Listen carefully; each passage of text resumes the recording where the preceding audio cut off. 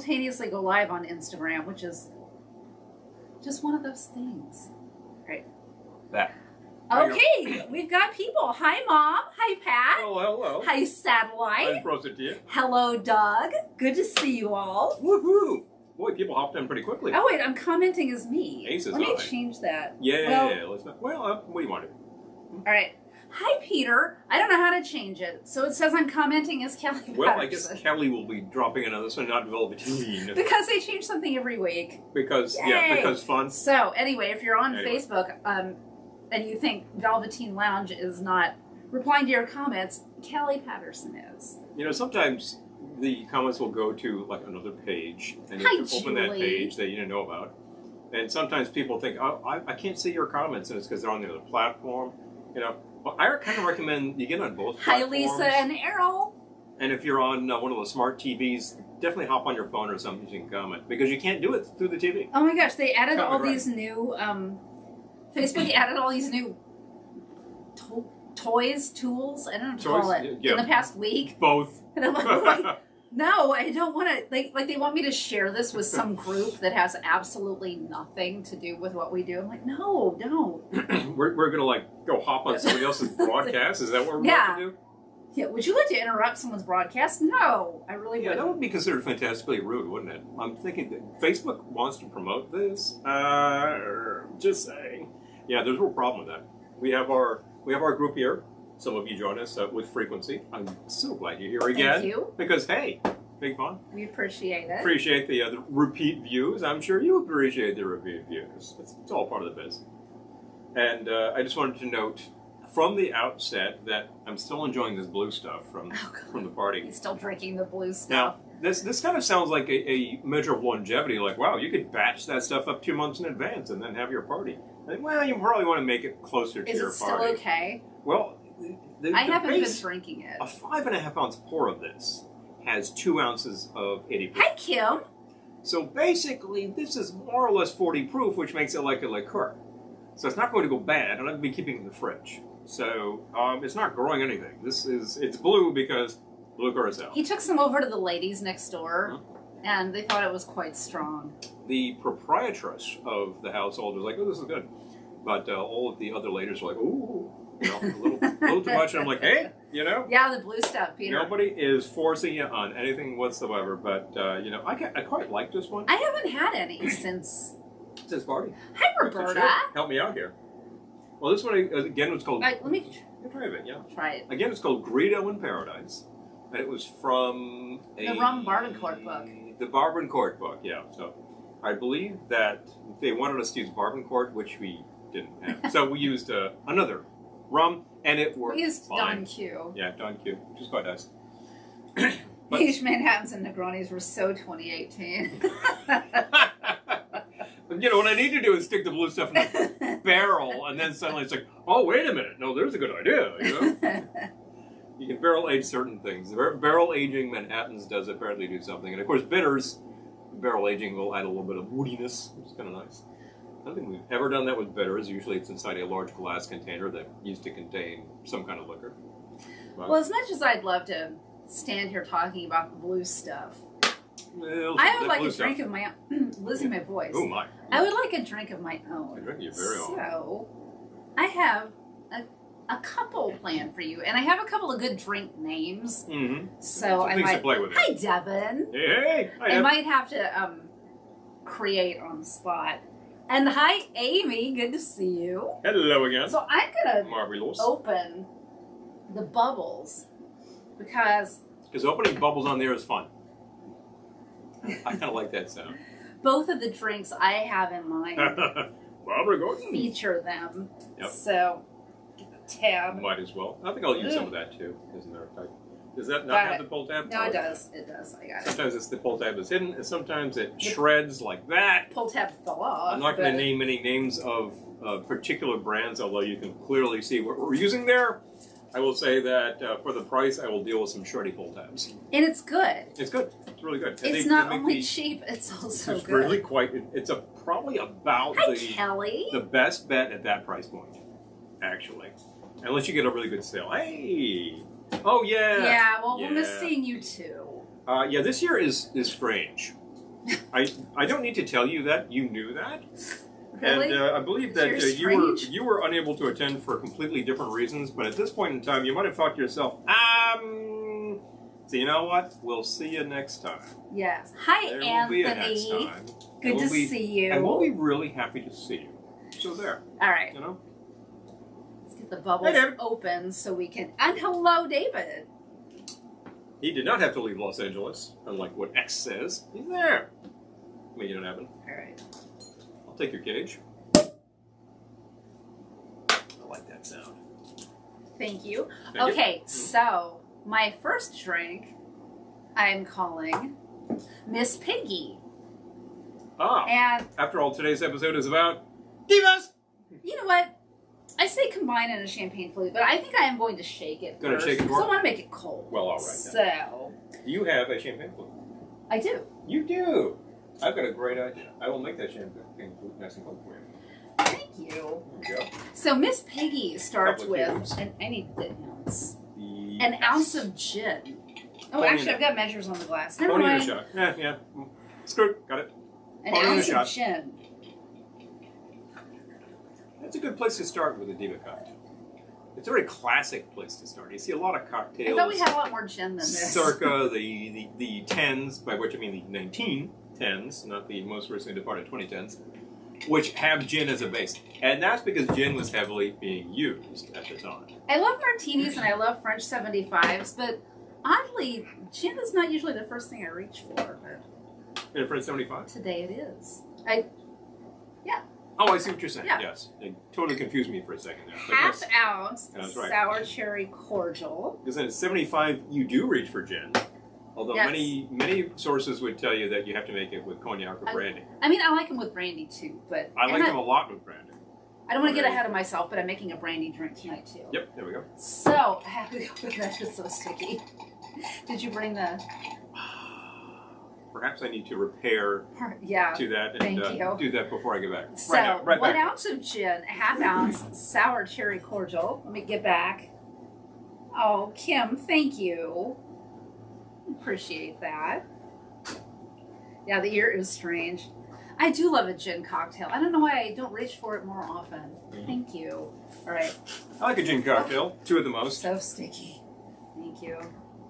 I spent this entire day sanitizing myself, not sanitizing myself You can desanitize yourself easily. because I kept going to different car repairs. It's a long story, Mm. whatever. But a lot of sanitizing of myself and the car. You Okay. said hello to I Anthony. did say hi to Anthony, but We were hello again. We're talking gin cocktails, and who pops up but Mr. DiMartini? Anthony Martini. I love a martini. It's kind of obvious. 2 at the most. Just saying. So nice to see. So 1 ounce gin, half ounce sour cherry cordial, 1/4 ounce fresh lemon juice. That's about right. It's an eyeball, but there's a good set of measures on that glass. So I just got this Don't the be other fooled. day. I didn't even know they made it. Oh yeah, brand new. Angostura cocoa bitters. Cocoa bitters. Wow, we've seen chocolate bitters from a variety of sources. There's a very good one from the Fee Brothers, which is the Aztec chocolate, I believe. Yeah. And then it is I believe Bitter Truth makes the Showgirl bitters. So Those are both like real heavy, very dark cocoa note to both. 5 dashes cocoa bitters. Cacao. So I'm going to shake that with ice. Mm-hmm. You need some ice? Yep. Maybe some ice. It's just us. Using my hands. Thank you. All right. Notice I'm still filling the glass. Thank you. That's right. If you go to a place like Sardi's and ask for the 75 style cocktail, well, just ask for a French 75, they will typically have glasses, I think wine glasses, on the bar full of ice. There's some lined up. Exactly, When Amy. when it's time for you to get one of these babies, they dump the ice and you have a very cold glass. to Amy go says with. 2 gin cocktails, 1 for each hand. Exactly. There you go. Double fist. Boop. And there you go. Okay, when Errol was in high school, he raised hogs. At one point, his mom would buy Miss Piggy stuff for him. Oh, he hated that. That's cute, though. Oh. Okay, so strain into your chilled champagne flute. Mm-hmm. It's good already. And Grab your bubbles. Top with my rosé cava. Lots of bubbles. Thank Lots you. of bubbles. Or fill, I should say, with my chilled rosé cava. So Miss Piggy is kind of the color of Miss Piggy, actually. Come to think of it, you managed to get that right. Well, we happen to have the rosé on hand, which was nice.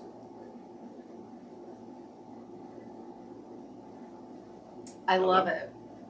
Nice aroma. This actually is the these bubbles actually do have a very nice aroma.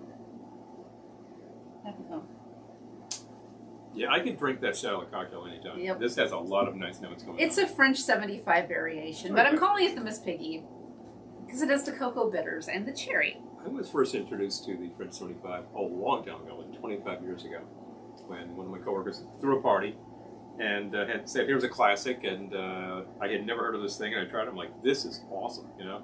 So I was thinking, like, immediately bubbles and bubbly cocktails. It was a real thing. Oh, yeah. Kim, I get it. Mimosas, I love it. You know, you can mimosa it, you can 75 it, or you can just take the straight bubbles. Well, no, because it's morning. Yeah, oh, sure. It's morning in Sydney, so. Oh, there we go. Yep. Stanley. I completely understand. You know, there are certain people who, no matter what time it is, would be grabbing the bubbles and putting whatever the hell they want into that. I think if you were in New Orleans and you asked for a 75 at about 750 in the morning, they'll say, sure. Yeah, So. Generally those people are called alcoholics, but... in New Orleans, it's par for the course. So anyway. No, I'm saying if you're grabbing bubbles at all hours of the day. So still actually enjoying some of this. And you know what? I thought bubbles on this is probably a pretty good idea because I think that the base on this is very 75S kind of base. You just so I'm just created a new drink. Dumping it right in. It looks very murky because the citrus stuff in there is kind of like all the pulpiness is getting to it. To go to work in an hour, yeah. You might want to just wait until after. I get it if you don't want to start drinking right now. Nobody watching the show right now has to grab a bottle and mix along.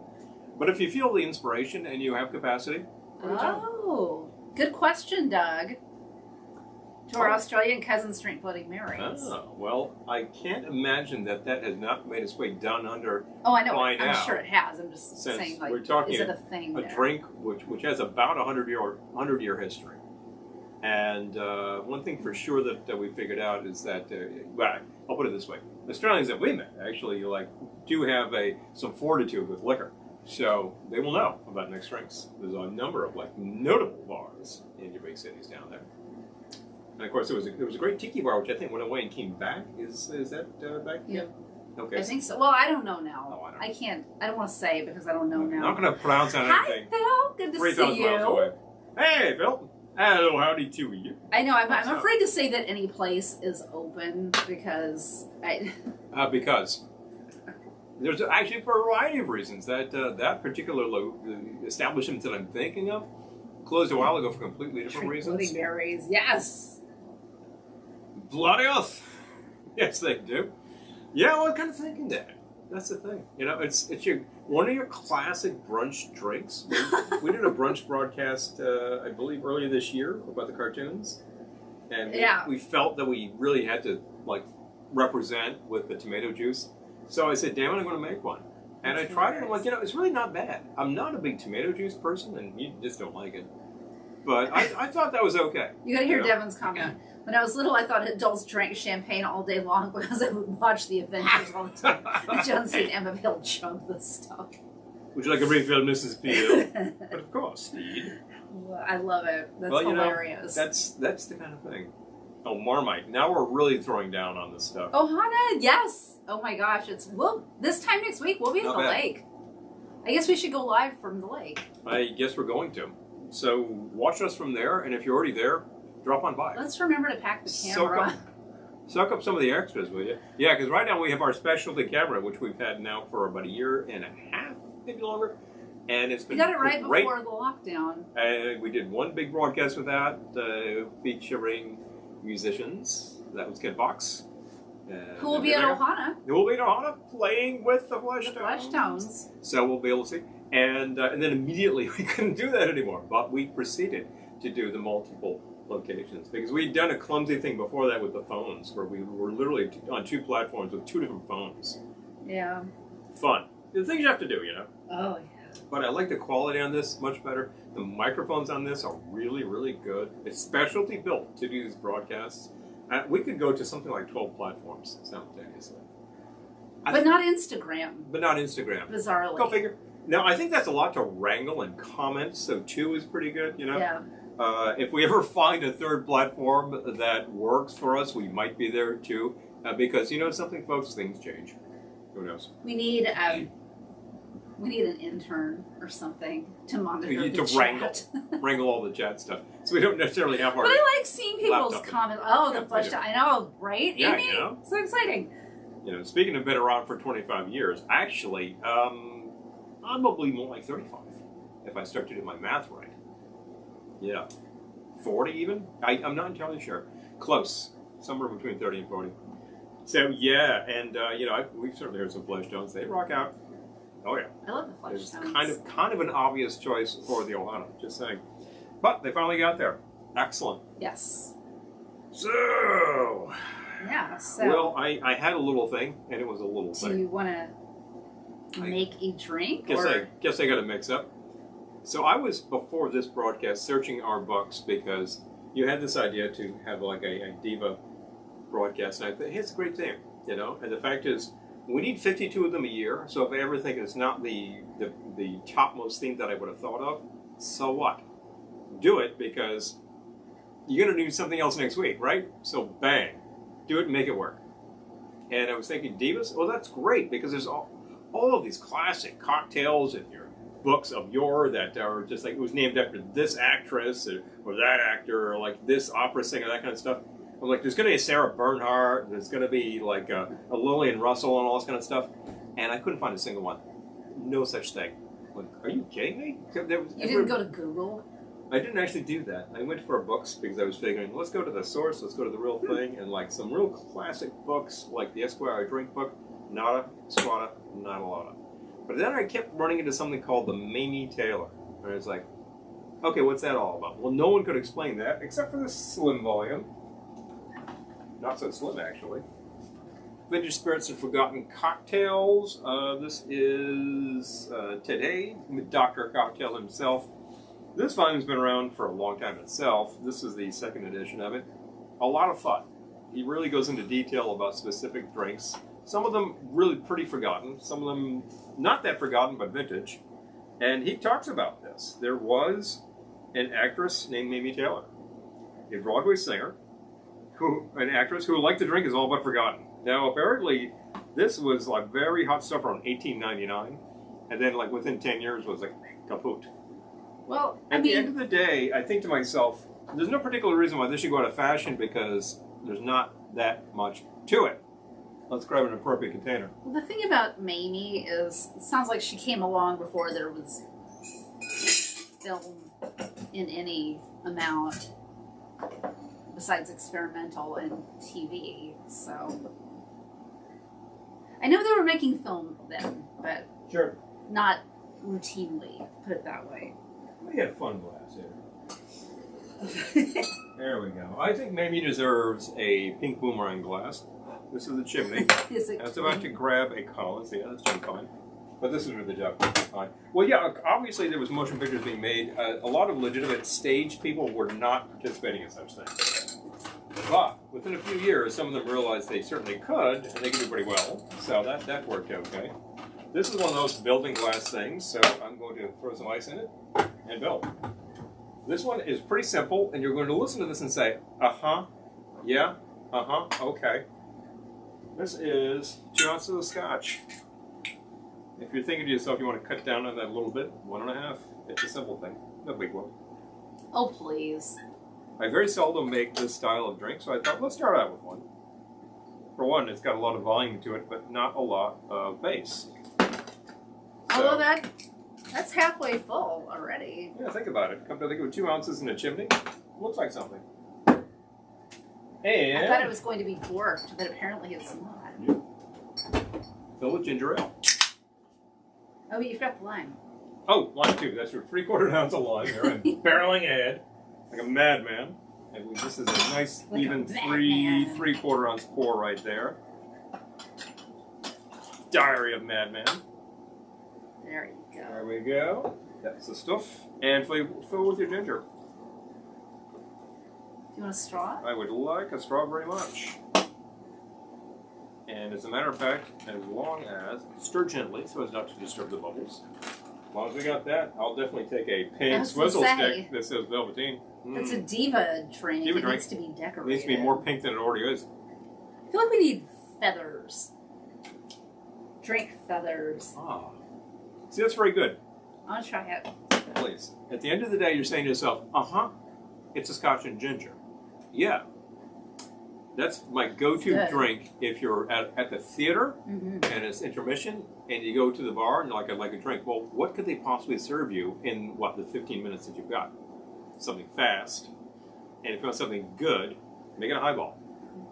Base, filler, they're going to serve it to you, bang, doom, you pay for the drink, done. Enjoy. Although the last couple of Broadway shows I went to, they had themed cocktails. Now, they were pre-made. Yeah. They made them and they had them in like a container to mix. Yeah. But they make it that night, I want to say a slushy machine, but they weren't slushy drinks. They were just in that kind of a dispenser. An idea, like a dispenser. But and the best part is they started using cups with lids, so you could take your drink back to your seat. Because you didn't used to be able to do that. You had to just chug it during intermission. Yeah, slug it down and get back. Now you can fall asleep. Now you can take it back with you. You can get the large. I know the last time we did that was end of 2019. Not sure of the current policy. Oh yeah, no, I don't, because you have to wear masks now. But who knows? This was pre-pandemic. Wear a mask with a straw hole. There you go. This was pre-pandemic. The two things I can say about this again, this sounds like a really simple highball that is like any highball would be made like that. Your basic highball formula is choose your bubbles. Do you want seltzer or do you want ginger ale? And you get your base, you fill it up, lots of ice, boom, done. I find it's also known in some circles as a buck, like gin buck, whiskey buck, that kind of thing. This would be obviously a whiskey buck, a scotch buck. I also find that the addition of a couple of dashes of bitters drastically improves this style of drink. Yep. Because it adds just that little bit more flavor. Yep. This puts you into the territory of something like a Planter's Punch, which made properly doesn't have all this fruit juice. It's really just a simple kind of thing with seltzer. So I haven't liked this a lot. If it was called Mamie Taylor at one point in time, it still is, because all of these books still have it. You look at all the classic guys as Mamie Taylor.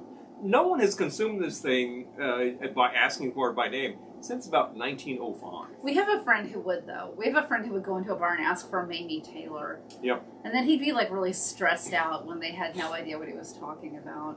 Well, there was a period of time where I might have done that, and contemporarily, if I think the bartender is hip, I say, have you ever made, and if I think the bartender isn't hip, I agree. If I think the bartender isn't hip, I might actually just have this printed out on a card and say, could you make this, Well, we used to have a friend who had crazy. A really legit Mai Tai recipe printed onto business cards, and he would go into bars and hand the bartender the business card and say, I would like a Mai Tai made like this, please. Could you make this? And they could keep the card. So keep the card. Hey, look, your well-stocked bar has all the ingredients to make a perfectly legit Mai Tai. Whatever the bartender thinks belongs in a Mai Tai.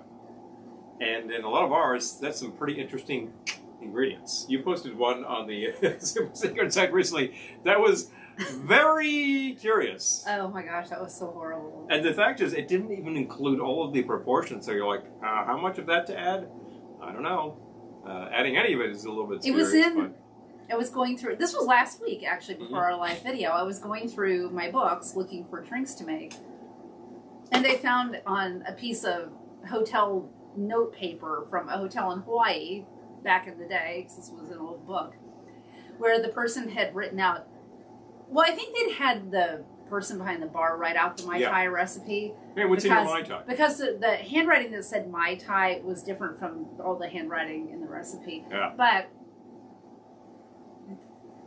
I think the only thing in there that's also in a Mai Tai was Rum. Rum. Was there any citrus? Any kind of lime? I don't remember that. There was pineapple juice, blackberry brandy. You're already off. Now you're way off. Grenadine. That's a pretty standard Mai Tai ingredient in a lot of Mai Tais. You're still off. Rum. Okay, you finally got one right. Is there anything else in there? Want to look it up? I'm Let's gonna take look a look. it up. Yeah. Okay, hold on. Yeah. Now I'm kind of interested. I in what have was in it. that I have it again. right here. Pineapple is a pretty standard thing in a New England Mai Tai, so I don't ever consider that to be so far off base. Oh, and a float of dark rum. Okay, so you got 2 rums. That's a good idea. Garnished with cherry, pineapple spears, and lime. Actually, it's spelled And the pineapple. funny thing is, the person spelled it pineapple. Two places. Throughout the recipe. So the garnish is spot on. You can go to Trader Vic's and get that garnish. The rums, you mix light and dark. That's not a terrible idea, but I would probably just go for a nice aged rum with a Mai Tai. Well, and the rest of it, what's going on here? I don't know. but with the grenadine, in parentheses below it, it says, till nice color. You've already got, what is it, 3 ounces of blackberry brandy. What's going on? Yeah. This was probably designed to make 2 drinks, you know, I gotta say. Yeah, that was not a Mai Tai. Two not Mai Tais, yes. Not a Mai Tai. Interesting enough. So what does that one come with the Mai Tai? It's got rum. It's got rum. If you squeeze the lime slice that's on the drink there, you'll get the appropriate amount of lime in it. Yeah. Wow. You know, sometimes it's just off. It just makes me think of the bartender in Three Amigos. When they order beer, and he's like, I don't have beer, I have tequila. And then when they say, What's that like? Tequila? It's like beer. Like beer. Hilarious. It's like a Mai Tai. Hilarious. So, It's like a Mai Tai, like tequila is like beer. yeah, Wrap pretty your much. mind around that. Pretty much. And I'll tell you, not the first time I have seen blackberry brandy used in a Mai Tai. Interesting. Yeah. It doesn't belong there. I'm not 100% sure the reason why it's in that formula. Oh, Lisa, same here. I love finding the handwritten stuff in these books.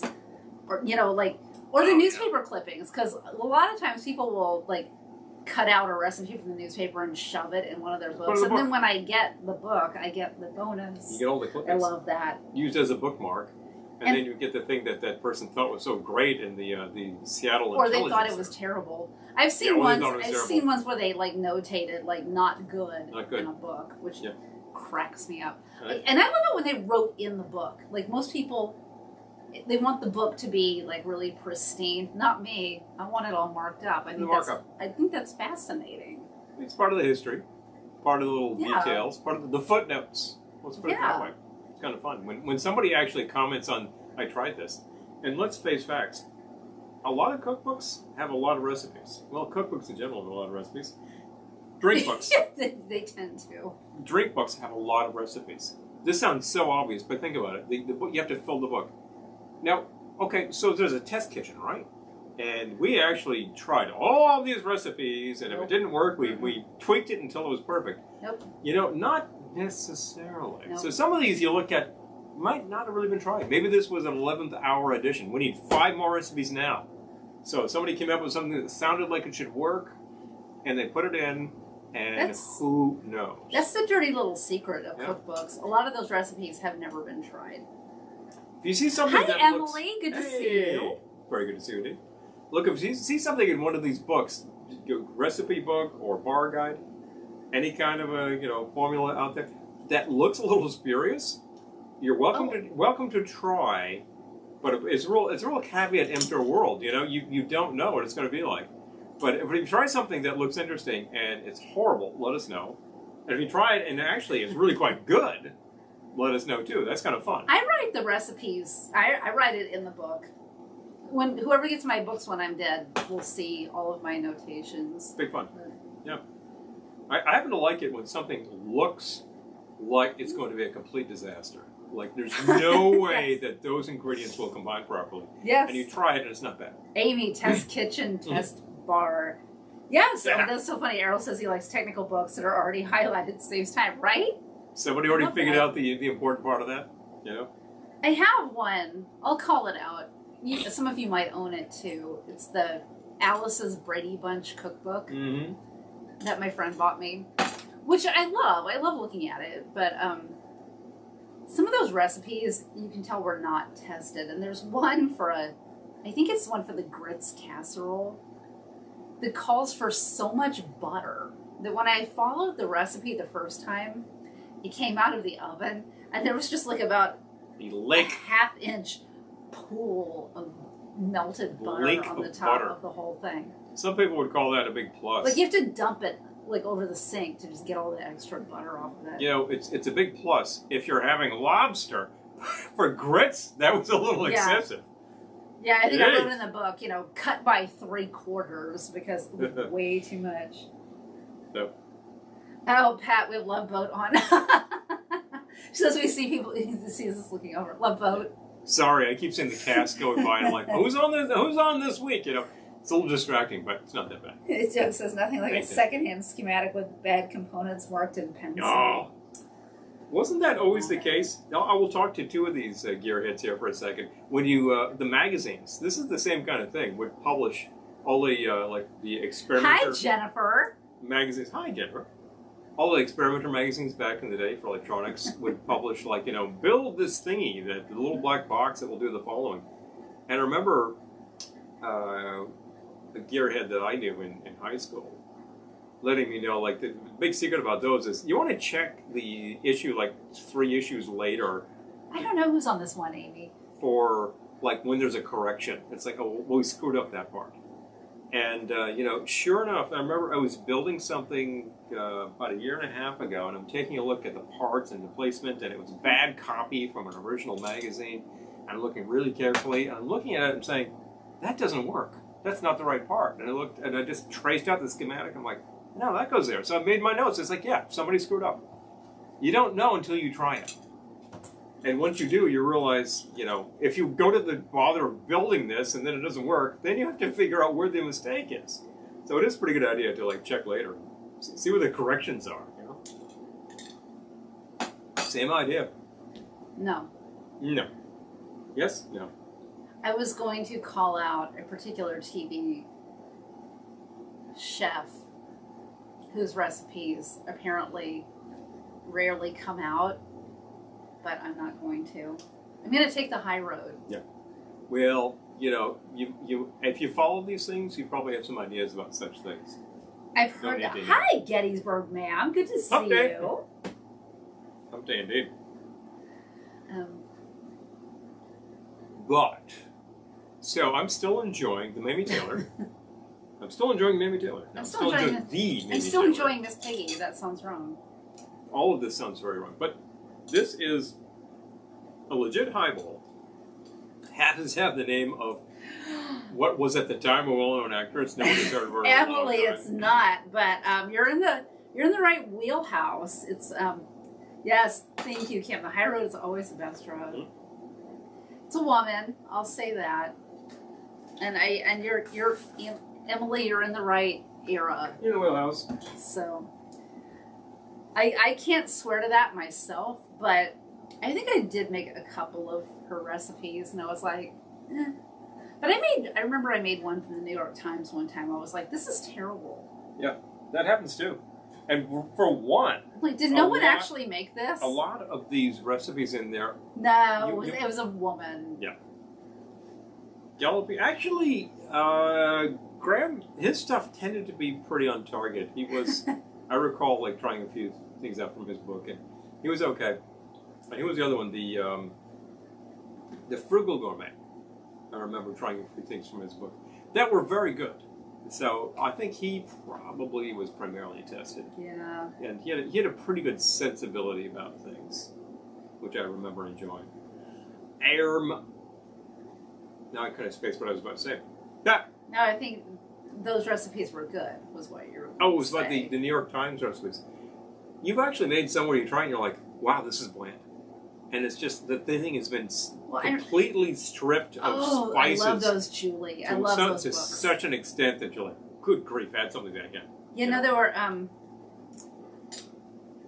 Jennifer's mom loved the Galloping Gourmet. I used to watch that when I was very young. It was on, the original series was on. And then you flash forward about 20, 25 years, and he had a new series on. And it wasn't Galloping anymore. It was just like Graham Carroll cooking.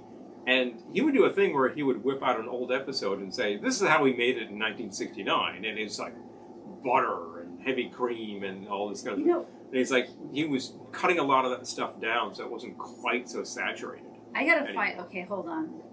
So a lot of those recipes got revised for his new show. I think he'd call it Mini-Max or something like that. It's been a long time. But interesting enough, I've been watching cooking shows for a lot of my life. I always found them kind of fascinating. I think it's maybe just the assembly part of it. I'm trying to find this book I read a few years ago now. Ugh. All right, I'm never going to be able to find it. But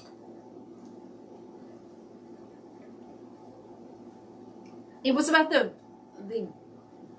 origins of Food Network. Oh, yeah, I remember reading some of that.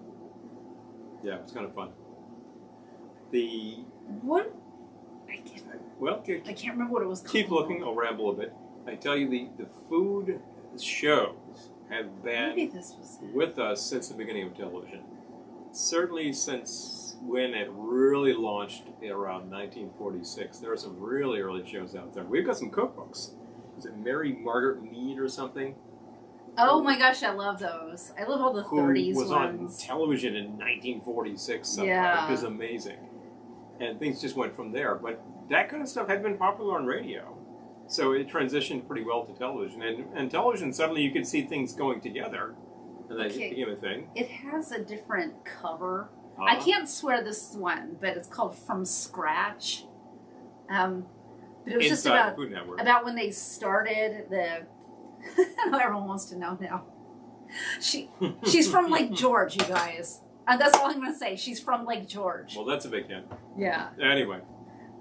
Cajun Chef. I remember his show being pretty entertaining. I think he was a little, a little vague sometimes in the things he was tossing down. But he had a pretty good idea. And, of course, he was a comedian. He made a whole series of records back in the day. Pretty funny Christmas record, if you're interested. It's probably a lot easier to scare up than when I was trying to scare it up. So, but Justin Wilson, of course, a lot of like down south humor. So, pretty funny guy.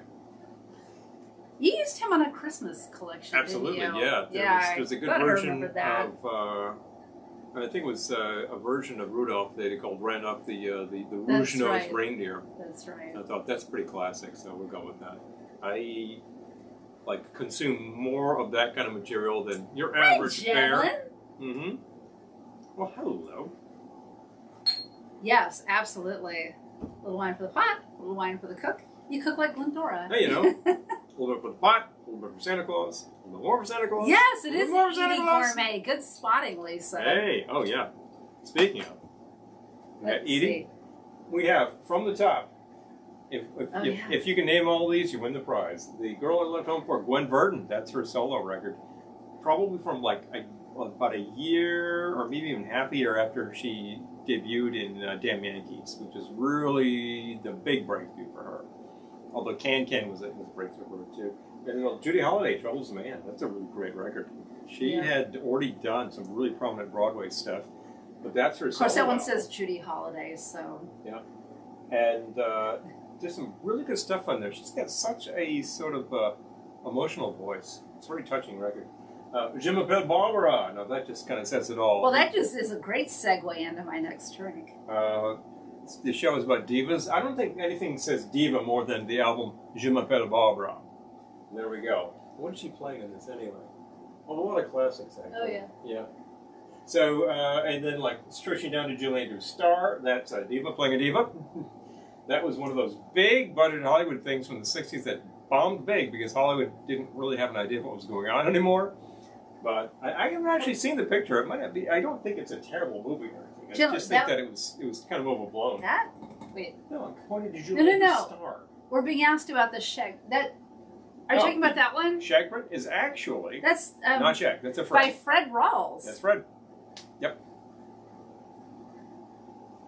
Paul, your shirt reminds me of Good Play. Well, says it is. Yeah. You know the funny thing about this? This is exactly good in plenty of colors. And every time I pick up this shirt, I have this sensation of licorice.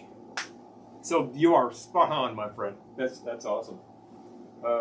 Edie, Jennifer stuck on YouTube. Yep. Anyway, okay, back to the record. Back to the records. Judy at Carnegie Hall. This is the classic record that 1961, I think. Like, they put together a show for Judy. Yep. Probably about a year before she had her own TV show. And I think that really relaunched her with a lot of people. It's a really great set of stuff.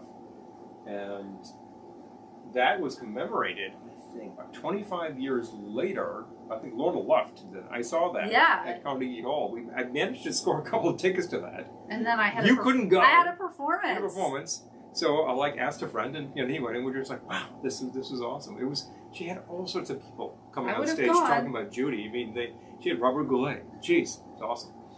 Great stuff. Robert Goulet. My God, Robert Goulet. Inigo May, Don't Go to Strangers is a really good Torchy album. Yep. I haven't liked her voice. I haven't liked Stephen Eady, and I think that you would enjoy that if you like that kind of record. Switching down to Carol Channing. Gentlemen Prefer Blondes. That's actually kind of a spoken word and singing record. Yep. As a matter of fact. I just liked the picture. We have a lot of Carol Channing records, but I like that picture. It's a great picture. Carol actually, if I were to grab one, I would have grabbed her solo record on Command, but we only have that on tape. So honestly, it's only that big. I did the record grab. You did the record grab, so that's a good cover. That one on that's a really great record on Command, but this one is fun. And look, it's got the author. It's a Carol talking. Carol originated the role on Broadway. There you go. Big fun. The Definitive Pearl Bailey. That's actually a collection of a bunch of stuff that they've been on singles. Columbia. I love that she's at the mic in all those pictures. Yeah, she's looking like she owns the place, and I think she does. That's a good selection. That's worse. Oh, much worse. I'll just falling. Bring it out so you can see. See what's what? The light was hitting it weird. So. Anyway. Anywho. But that's kind of fun. I don't think that's particularly hard to find these days. You should be able to find that collection on one of the online sources if you're interested in a pretty good selection on Pearl Bailey. And there's some great stuff out there. And finally we have... Hi, Georgina. Good to see you. The Divas Diva, Betty Davis, her Broadway starring role, Two's Company. Georgina, my husband and I are enjoying you from Panama City Beach while we were evacuated from New Orleans. Oh my gosh. Good grief. All right, so crossing fingers right now because, again, this is like the second time in recent memory we've heard of this happening in the Crescent City. And wow, it's a big thing. I hope everything's... So, look, A, good luck to you all wherever you are. Yeah. B, good luck to your home because I know this storm had a lot of power. I mean, we got whacked. Like one tail end of it, just like 1 week ago, we were talking about like it was torrents going down here. We got off easily. We just got rain. I mean, like, I know some guys who live like 25 minutes from us who lost everything. So yeah. So you never know what's going to do, and see, I hope that your liquor supply holds out because you're going to need it. Yeah. And you should have access, please. So if you're not familiar with Two's Company, you can certainly find that a lot more easily these days than you used to. This is Vernon Duke it's Ogden extra Nash. Special with a price tag of $3.99. $4 cheap. This is the reissue of the album of sometime in the 70s. RCA decided to reissue a lot of stuff that was pretty obscure. Amy got water in her basement. Oh, yeah. Sorry to hear. We always do, so... Well, we get like a trickle. We don't get, I mean, like, I know people who got... We didn't get 18 inches, some friends that we knew who said that they lost a lot of stuff. And I will tell you, there's not a single thing in the basement that's not elevated down here. Because we've always had it.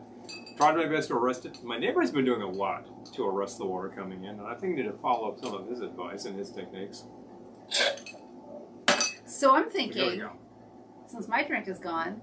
And my drink is gone. I'm going to make my next drink, which I'm calling the Streisand effect. Who here is familiar with the Streisand effect? Has everybody heard? This is a fun one. I think I had heard about that before, but I totally spaced it. And then you reminded me, I'm like, oh yeah, that's hilarious. Everything's on pallets. Yeah, that's smart. The only way to go. Okay. And don't store your records down there. But you knew that.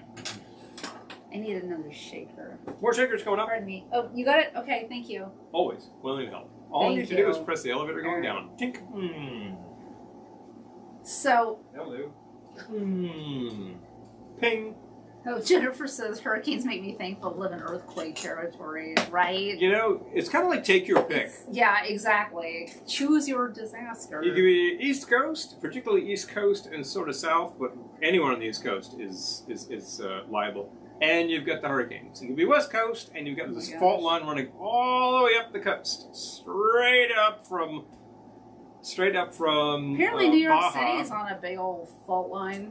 The Broadway, directly underneath Broadway is a fault line that runs directly the length of the island. Yep. The last big quake there, I believe, was in 1885 or something, Amy, which now I means gotta that we're go overdue. searching. Overdue for new. Berenstain Bears effect. The Bears effect? Good grief. You could be in the center of the country and be liable to tornadoes. I'm looking it up.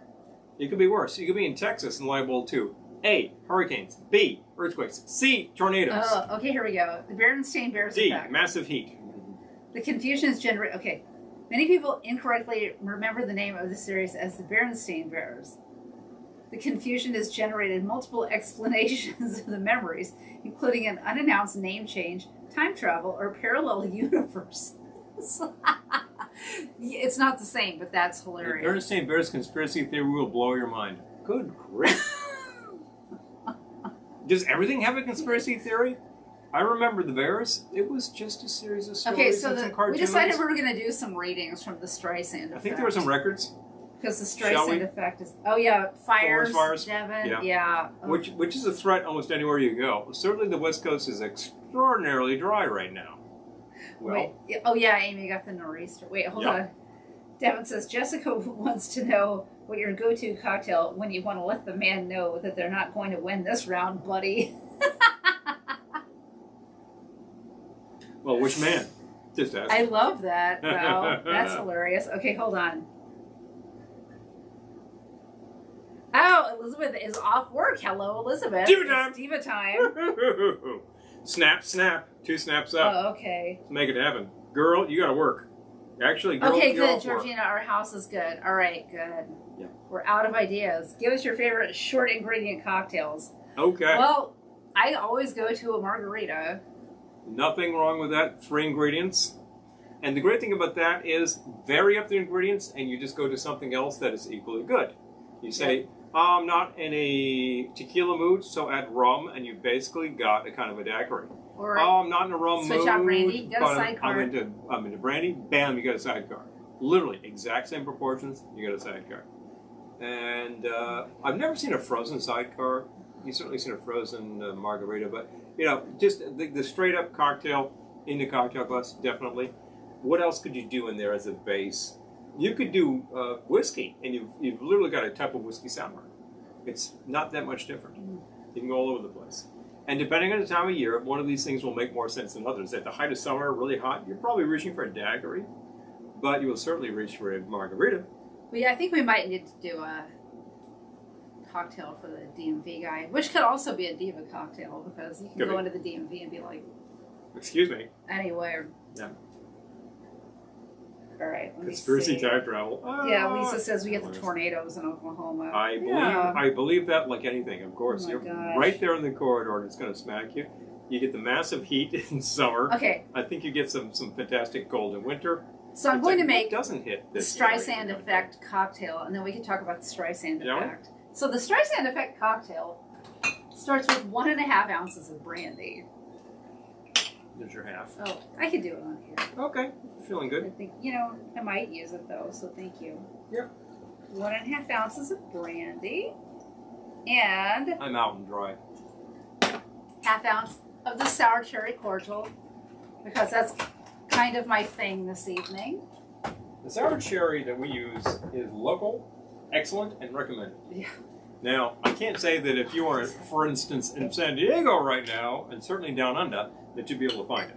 That could be a challenge. I think Kim probably However- went to work. But However, 1/2 ounce sour cherry cordial.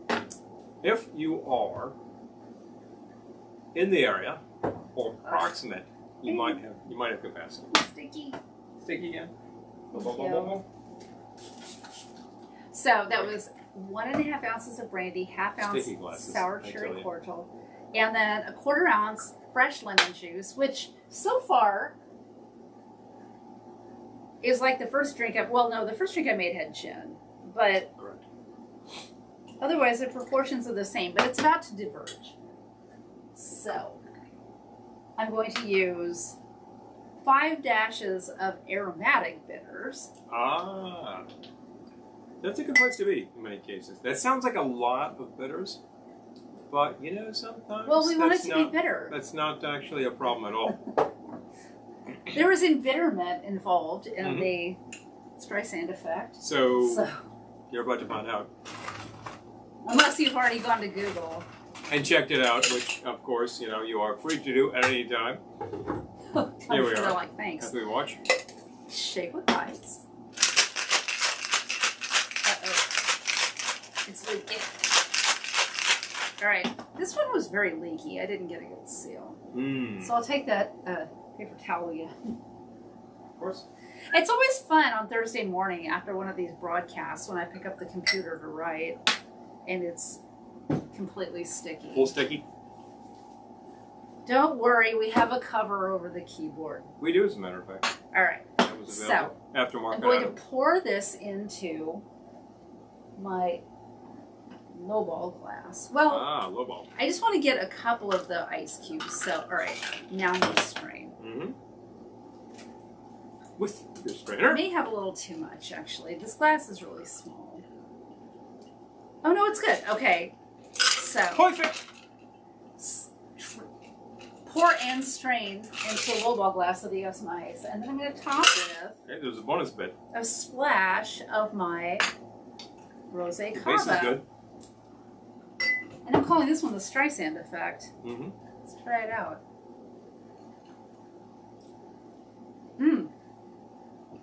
I got ice in my mouth. Babs, a classic diva from the 60s and 70s. You'll enjoy the Streisand effect. And beyond. The of course, cocktail biggest in and the 80s. effect.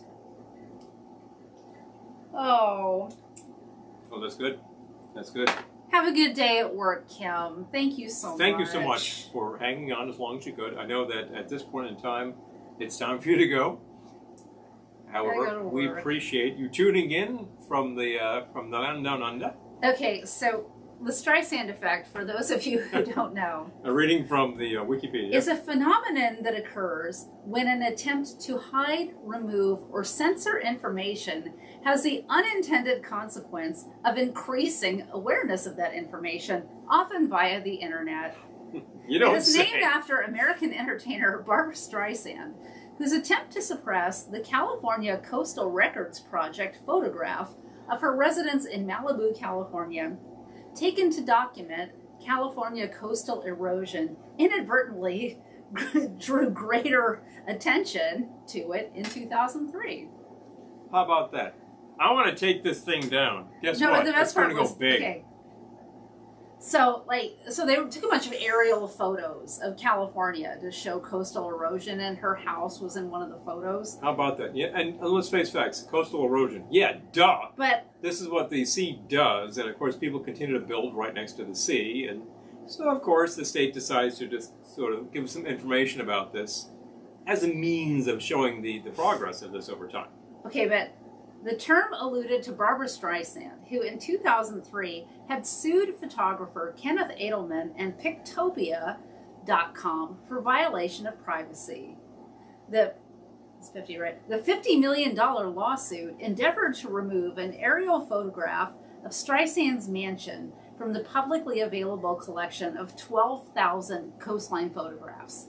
Yeah, there was one photo within 12,000. Okay. 12,000. The photographer photographed the beachfront property to document coastal erosion as part of the California Coastal Records Project, which was intended to influence government policymakers.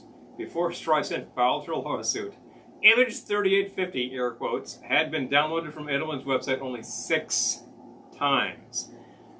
2 of those downloads were by Streisand's attorneys. As a result of the case, public knowledge of the picture increased greatly. More than 420,000 people visited the site over the following month.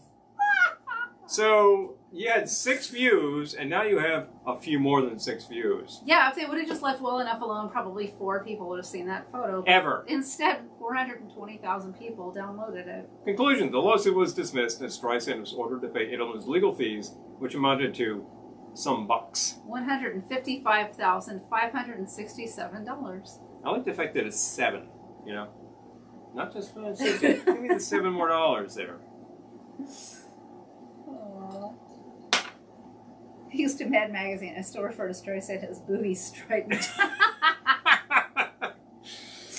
Oh. There are so many names of celebrities that I probably think of via the mad mutilation more than their name. I'm thinking of, who was it, Walter Crankheit. They actually skewered at one point. My father called him Walter Crankcase. Yeah, that's big fun. He might have had a political agenda too. Who knows? And I would have to pull up a few. We actually subscribe currently to Mad, the Incarnation, which involves a lot of reprints. It's it's not great, but I support the magazine because I've loved it forever. So I'll continue to do so. But you see a lot of the classic movie parodies, and the names are just hilarious. This is great stuff. Well, I remember we have Love Boat on. Wasn't Drewly McCoy yes. one of them when they did the Love Boat parody? When they did their parody of Star Trek The Next Generation, the captain became Jaunt Fluke Retard. Which I can't say on the air. You can't say that. Which I can't say on the air, but they did. You just said it. Yeah, funny. The simple fact is, I can't think of Picard without thinking of the Mad parody. Say that. So there you go. That's the kicker. Although you didn't coin the term. I did not coin the term. Magazine did. I didn't say it, and I'm not going to say anything truly offensive here. Errol likes Walter Crankcase. Sounds somewhat mechanical. Exactly. That's the killer. It. Now, let's see. I had an idea for something. Yeah. So most of those 2 attorney. Yeah, exactly. Yeah, right? yeah. There you go. Elizabeth, hilarious. It's kind of like they figured it out to the amount of cents and then just round it up. Jennifer says amount compiled by a paralegal. I might answer to that sort of concept. Let's figure out the exact amount here, and bang, that's what we need. Okay, she's talking about my grandfather. Those of you on Facebook who sees Jerry also thought it was mousy dung. Jerry was my grandfather. Mousy. Oh well, that sounds like a slur. No, but I mean, just if you thought that was how it was pronounced, mousy dung. Mousy dung. If you've never seen it printed. I don't doubt that he wouldn't have minded the slur in that case. However, that is kind of funny. He's dead. No, yes, I'm just saying that he didn't have any sympathy whatsoever for the political perspective.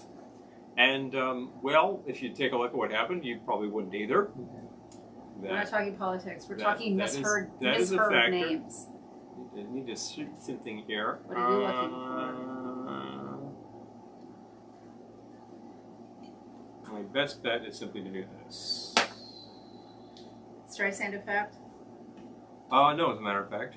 Streisand effect is my second favorite effect.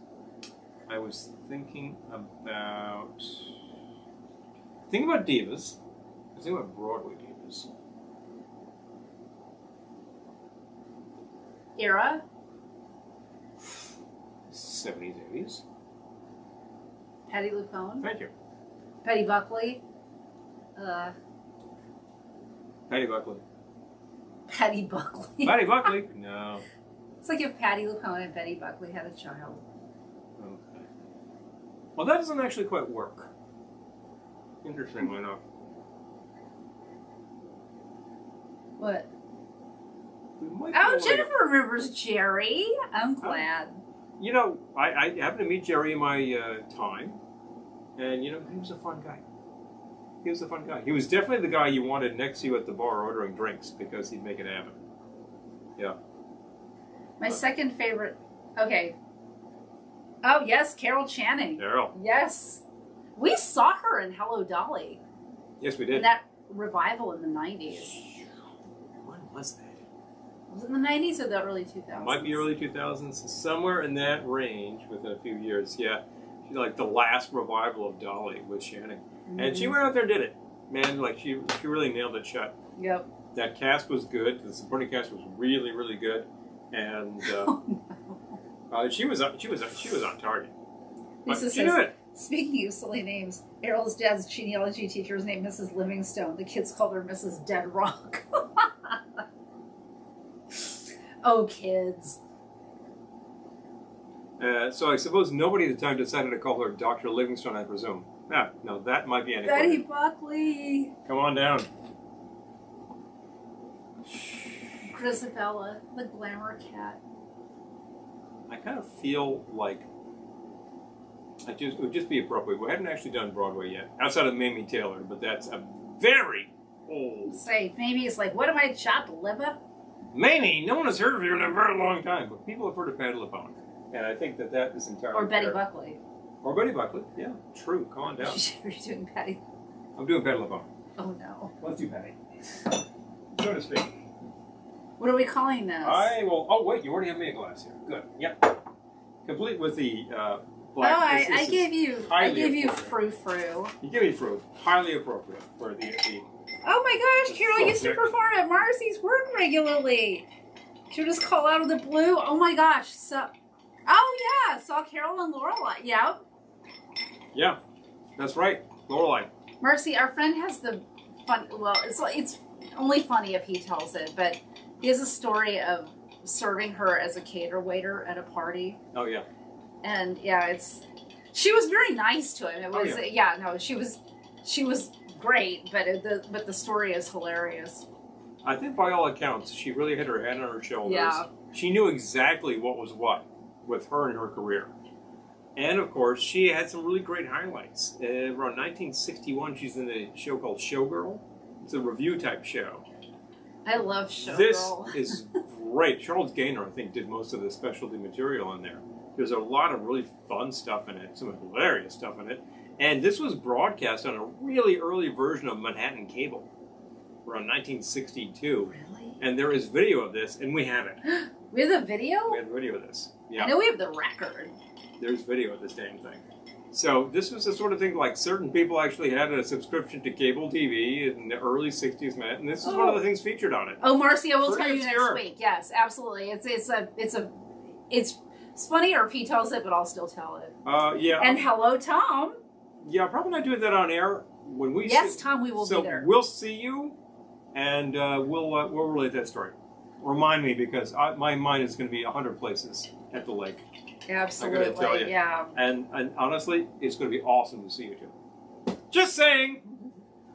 Jennifer says my dad's first grade teacher was Mrs. Mayonnaise, of course, referred to as Mrs. Mayonnaise. Well, yeah, I would do that now. Suppose the name was Mayonnaise. Okay, so Mayonnaise. There's a great story about Betty Buckley when she was starring in the musical Carrie. This is around 1988 on Broadway. Carrie was ill-fated. It was not the first thing you'd choose to make a musical out of, but when you see what's being made these days, you think, oh, that was brilliant, you know? Musical, yeah, anyway. Anything can happen. So this happened, bang. Apparently the set was this fantastically sparse, modernist sort of thing, and I don't think people got it. There were some problems with the book, etc., but you had big stars. You had Betty freaking Buckley, okay? And apparently the structure of the show had a lot of trouble. Guy I used to work with, his boyfriend was in the audience at the time, and he was the guy who said this line. So apparently there's this big pillar that she ascends, and she's doing this big dramatic number. She gets to the top of this, he simply screams out, "Betty Buckley, come on down!" Which is hilarious. No offense to Betty Buckley or anybody else involved in this production. Just in case you're watching Betty. But if you at this point in time you were saying to yourself, did they make a musical out of Carrie? Yeah, they did. Do you want to hear it? Just go to YouTube. I think there's 4 or 5 different audience recordings on this thing. Isn't there a book called Not Since Carrie? Yeah, which is all about the big bombs on the Broadway. So there we go. I need something for Patti LuPone. I think that probably wants to involve Randy. I need something for Patti LuPone. It makes it sound like Patty's here and demanding a drink. You know, if Miss LuPone were here, I don't think she would demand anything, but she might actually say, "Could you actually get me to follow me?" Hey, we she was do it, on. man. She was on an episode of Crazy Ex-Girlfriend. This is true. Which I love. Yeah, she was good too. I'm a big Crazy Ex-Girlfriend fan. So what are we calling this one? What's a good line for Patty? Just Patty. Patty. The Patty? Yeah. Let's call it Patty. The Patty? I like the Patty myself. But anyway, let's start with... No, the Patty sounds like somebody else. Okay, fine. Let's start with an ounce worth of... Oh, no, I've got it. Patty with an I. Because she spells it with an I. Patty with an I. It's like my best name, drink name all day. That's like Liza with a Z. Patty with an I. Speaking of a different kind of a diva. All right, so an ounce of brandy. Okay. I'm going to start there. I want to try some things. Oh, how about some Amaro? What do we have for Amari in that cabinet to your right? That's me. That sounds like a good idea. By the way, I'm watching Norm Crosby on the Love Boat playing the bartender. Speaking of which, speaking of comedians, speaking of the Love Boat, speaking of bartenders. Oh wait, we run out of Galliano. You want Galliano? Wow. No, but on tomorrow. Okay, no. But I'm glad we were not out of Galliano. Now we can make a wall banger. There's not really anything in here. Don't we have? Wait. I think it's upstairs. Chino. Oh, okay. Yeah, Chino. I think that's perfectly suitable. And I don't think we have too many others that would be generally Well, we have qualified. some upstairs, but... No, we'll start with this. Right. What else do you need? I don't know yet, but we're working on it. So far it's brandy and Chinar. I'm going to give this a full half ounce. All right, half ounce Chinar. So far you've actually got a very credible cocktail. Good place to be. Give that a swirl. You've already got some bitterness. Patty got some Amaro.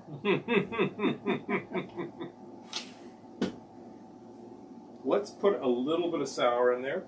Bitter and sour. That's Patty! No, I'm not saying anything I've at heard all. stories. I have seen... From people who know her personally. Yeah.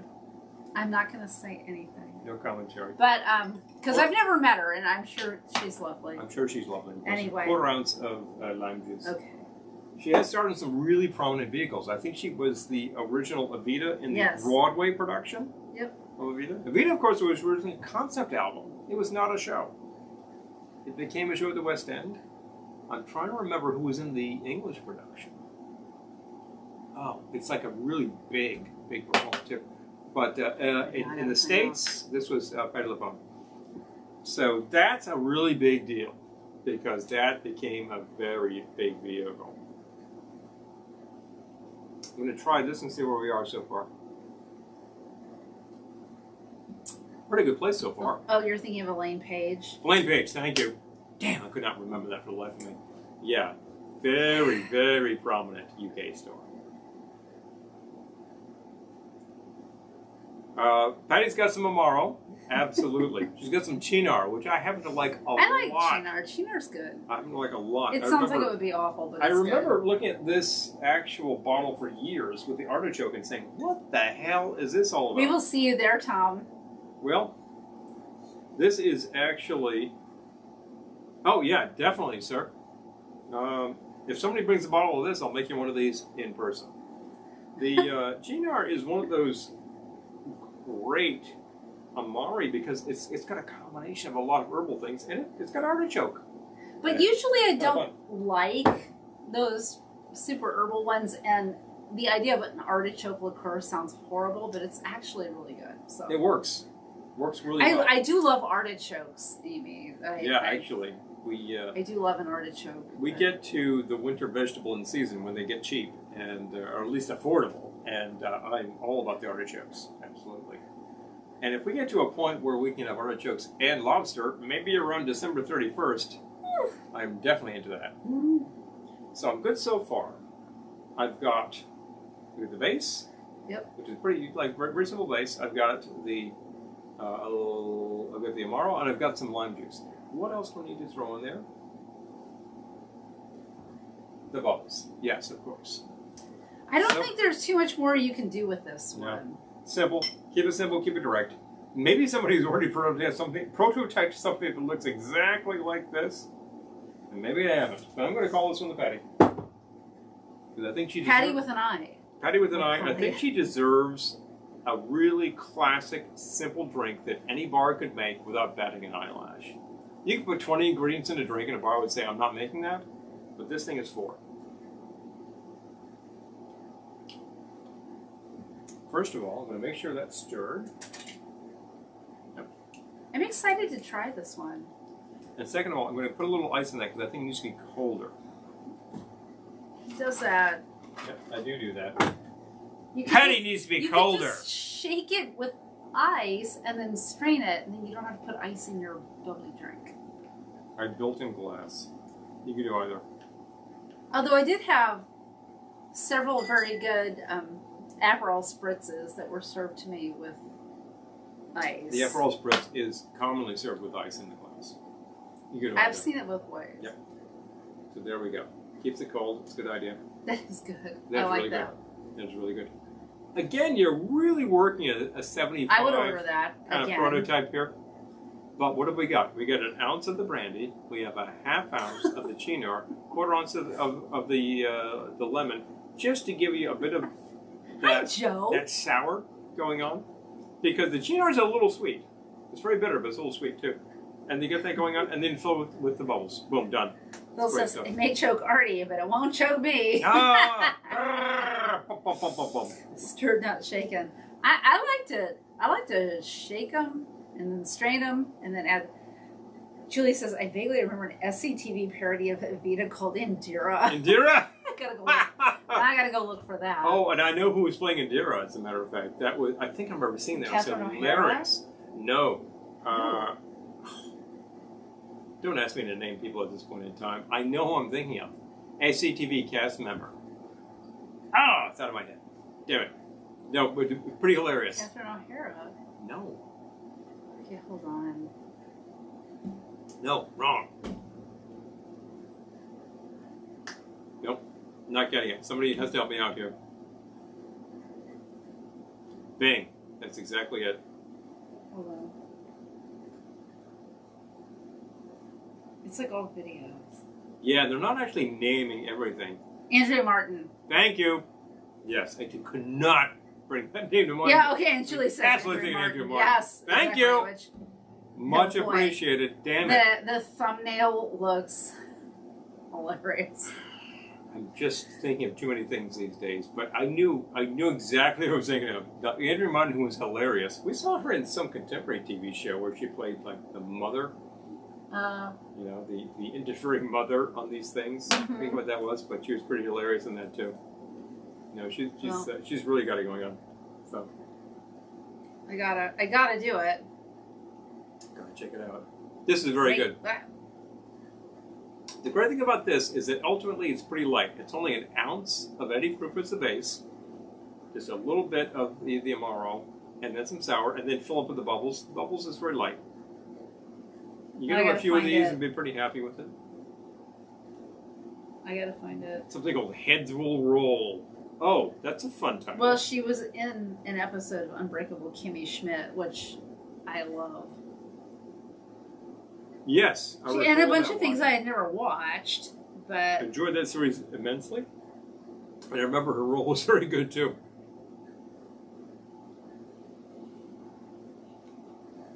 What did we see her in? Now it's like bothering me. It was maybe about 5 years ago. Well, Unbreakable Kimmy Schmidt. Was it Great News? Yeah, Great News. That's it. That was it. That's about 3 years ago. Yep. Not that far back. Okay. How about that? Man, it seems like that show was older. But... Everything seems older now. Simple fact. You're older than you've ever been, and now you're even older. And now you're even older. And now you're even older. And big fun. And now you're older still. If I'm not mistaken, the Hold Love on. Boat is currently working a Gilligan's Island scenario, which is fairly ludicrous. Oh no, we saw this one. It's when they get They appear to be stranded yeah, remember? on the desert isle. Gomez holds them hostage. Yeah. Yeah. which is a combination of that and the Brady Bunch episode on the wine. This is why we need to do watch parties, you guys. We could have a lot of fun with that. And so could you. We could do watch parties because, like, yeah, Gomez is holding the Love Boat people hostage. Hilarious. Hilarious. She was in Ted and Venus. Ted and Venus. Oh, Bag Lady. Wow. I gotta tell you, I really enjoyed that picture and nobody else does, so I'm not going to recommend it to you. I know why they didn't, and it's perfectly legitimate. All right, you keep talking. I will keep talking. I gotta do some searching. Okay. So I have a really good idea for our first watch party. Oh, okay. If I can make this work. So Well, don't. Take your time, make things happen. We'll talk to you about some drinks. So far, we've had some great things made with bubbly because a little bottle of bubbly. Once you crack the bottle, you kind of have to use it all. Although we found out that there's a little device that allows you to capture the carbonation called the Kappa bubbles. I believe our friend Amy helped us out with that. Send us that. Because she thought we needed to have it. I really appreciate when people say, you need this, here it is. Because it has helped us out. I use that every week. It's a great little device. It does keep the carbonation in. You heard a lot of stories about how to keep the bubbles, like put a silver chain in it. What the hell are people talking about? That's going to actually make it flat faster. Doug, Crazy. I love the idea of a Thin Man watch party. Oh man. Like a marathon, really. Wow. I'm gonna need fewer martinis and more caffeine for that. Well, you can intersperse. Yeah, you can intersperse these Martini, things. coffee. Martini, Because the coffee. simple fact is, I will watch all 6 of those pictures anytime. That's what I was thinking. You could do like All a great. weekend marathon. All great. Really just fantastic stuff. There is just great script writing throughout. I know after like the 3rd picture, the original script writers change and people are like, they're not as good. I'm like, okay, so things They're change. still Whatever. good. Things, whatever. They're still good. They're still a hell of a lot of fun because the main characters remain the same. And that's the kicker. I really adore the first 2 pictures because they really express some very specific moments in time, particularly at a very difficult time in U.S. history, and they do it well. They do it in an intelligent way without condescending to the audience. I think that's very important. But the fact is that the entire series has great notes, so it's a kicker. I could watch it anytime. Anytime, yeah. Anytime. Although, you know, the first movie is a Christmas movie, and the second movie is a New Year's movie, so that's what we tend to do. We can note that. Peter, good idea. Ah! A Mark's, but that's a wonderful idea. I love that. I think somebody's going to have to start smoking some cigars. I love that idea. The secret word is martinis. So, that's a fun one.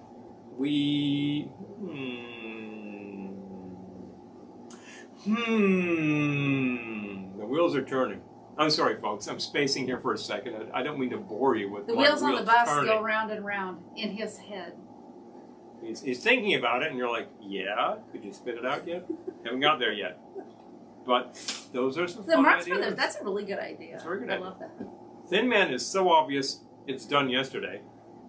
And the Marx Brothers, you know, I don't think that would have been the first thing in our mind, but that's I love fun. You know what? I poured Great myself some stuff. bubbles. I'm going to add some chocolate bitters. Oh, hello. Also fun. Good idea. There's a lot of watch parties we could do that would really hit the spot. I need the spray again. The bubbles Spillage. shot right at the keyboard. We have Thank you. spillage. All right, hold on. I hope I don't mess up. I think about fun Broadcast. things like the Divas behind us. You could have some great fun with the Judy Holiday watch party. There are some Well, really she's great in Born titles yesterday. there. Yep, which is just Right. classic. Who is Gladys Glover? Oh, Oh my gosh! Yeah, Have that's you guys gotta seen go. the movie Who is Gladys Glover? Oh, well, what's it called? It's not called that. I gotta go find it now. take a look. It should happen to you. It should happen I to didn't you. even have to look it Yep. up. If Yeah. you haven't seen the You're movie, in, It Should Happen to You. And Jack Lemmon, Highly recommend. kind of killer. I'm trying to think. Just a ton of stuff with Julie Andrews. Jeez. But definitely. Here, Andrews. Peter says, "What cocktail would you see Groucho having?" Scotch on the rocks. I kind of feel like Groucho is a dry martini man. Or dry. Yeah, But something very classic. He's also a dry Manhattan man. He's also a 2 fingers of scotch on the rocks man. I think he could definitely do a whiskey highball. I think that Groucho could give you a lot of kind of things. He had an autobiography, and you could take a look at that and say, what did he drink? Yeah, I think he's going to tell you what he drank. A couple of things.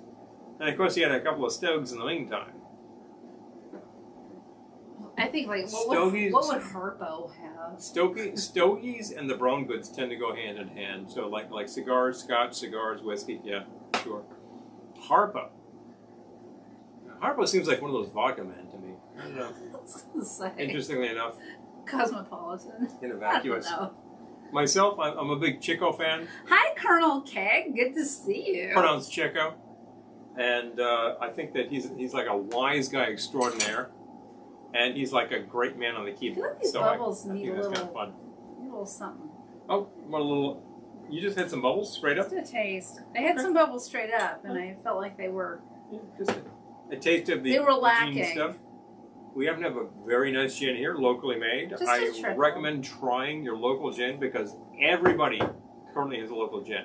There are distilleries all over the states. Well, not everybody, but... All over the states. Literally, you could be in Oklahoma City. You've got a distillery happening there. Of course you do. It's happening. No.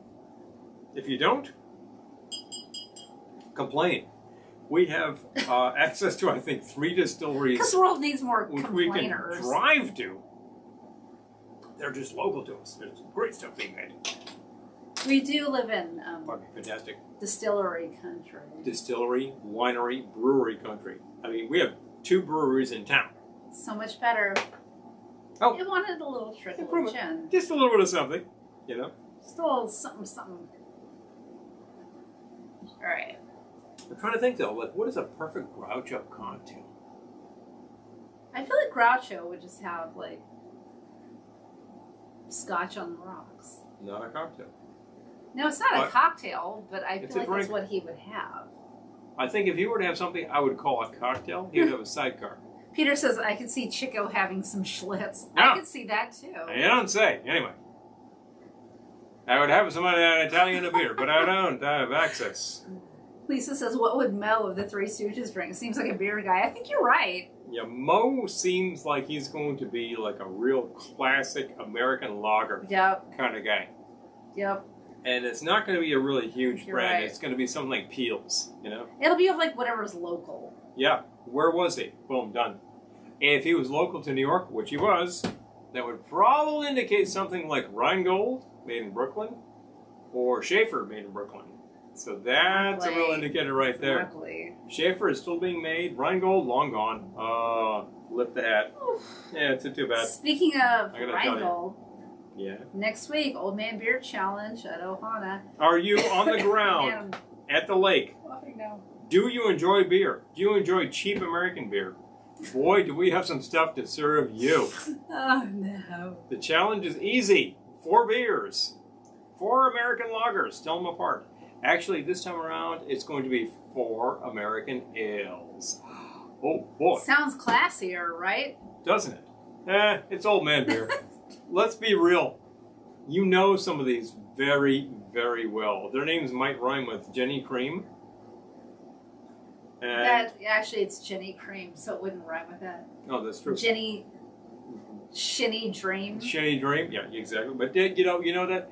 And what are the 3 others that I've got? Valentine. Oh, well, yeah, you might be familiar with Valentine. Oh, Amy's got spam for us. Thank you. Oh, okay. Marcy says we needed the name of the distillery you guys went to at Ohana 2019.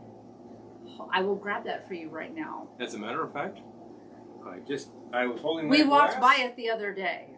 Let's go, Lake George Distilling Company. I'm going to find the... No, I know, but I'm going to add the... Oh, the link, yes. Lake George Distilling. I'm holding the glass right here because I was drinking out of this earlier. And we walked by it a couple of weeks ago. Yeah, we did. We didn't go in because we were doing other things at the time, but it's a really great little place. Isn't Schaefer imported from Lehigh Valley? I don't know. We should check that out. Currently, I believe that the very well-known local brand Rolling Rock is now made by Anheuser. Well, which is Phil would know better than us. Which is actually, and Phil would know better than me. He would immediately correct me and say InBev Anheuser, because that's what the actual brand is these days. Rolling Rock was really on hard times, but they got bought out, and boom. But it's still being made. You can buy Rolling Rock. Lisa says we went antiquing last week near the lake. Found a book called The History of Beer in America. A really nice book for $2.50. Well, you can't beat that. Yeah. Hello, big fun. I like that. We need to check the local packies for OMB. You saw Carling Black Label, really? When we did the north of the border Old Man Beer Challenge. Oh my gosh. I was absolutely certain I could find Carling here, and I told all the Canadians, don't bother, I can get it here. I couldn't. There was no way I was getting that. That's how I sold it. Oh my gosh. I mean, geez. I was able to get, I think I was able to get Moosehead at the time, and some like really fancy stuff, but I was like Rolled Man stuff. So I really had to ask my fellas to get me the Labatt's 50, the Labatt's Blue, which is still being made. I think there was originally a different name for that. I think it's also, Labatt's Blue is also known as Laurentide. Oh yeah, I remember seeing Laurentide more in Canada, yeah. There is a product up there called Sleeman's, which is an absolute clone of Ballantine. You cannot find that south of the border to save your life. But if you're north of the border, yeah, check it out. 6-pack is not that much. Pretty good. And what else was the fourth Old Man beer Canadian? Jeez, it was literally 4 Canadian beers that Molson? we definitely have. It was a Molson. We do not have Molson. I thought it was like Molson Export or something. Might have been Molson. I thought it was a. But we did have the Carling. I don't know. We did have the Carling, the Labatt's, and the other Labatt's. So, you know, that worked. Marcy, that would be amazing. You know, if you guys can manage it, that would be amazing. Might that be Heffenrecker? Might that be Heffenrecker? Might that be That would be amazing. I know Henry, who's his face? Henry Weinhardt. Weinhardt's Private Reserve. Just these saying. Delicacies we can't get on the East Coast. I gotta tell you, there's all sorts of awesome stuff being brewed in California right now, but then there's some great old man stuff happening. We do have the Genesee, Doug. Labatt. Do we have? What do we have? Currently, we're good on the Jenny Cream because it's easy for me to get that. Mm-hmm. That's actually it's made within state. My local carries it, no problem. I can normally get the... Marcy, I love it. It's not Ohana if we aren't smuggling booze. No, it is not. I'm so happy to be able to... Yes.